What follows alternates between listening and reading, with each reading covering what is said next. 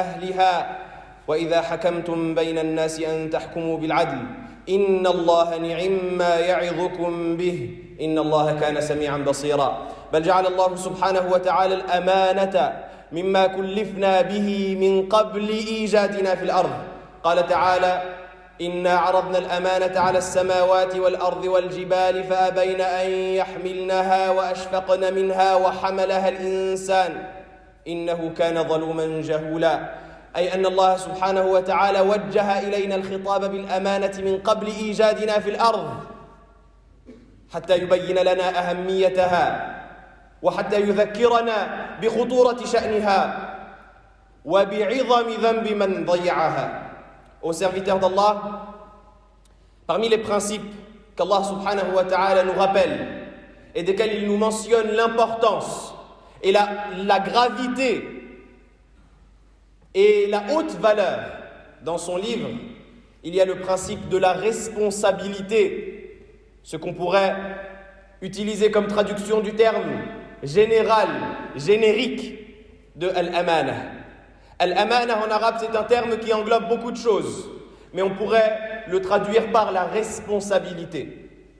Et malheureusement, c'est une notion qui a disparu dans cette époque où le culte de l'ego fait loi, où chacun essaye de voir ses droits avant ses devoirs, où chacun essaye de se conforter lui dans la position qui l'intéresse, plutôt que de voir ce qu'il a comme responsabilité vis-à-vis d'autrui. La notion de responsabilité a disparu.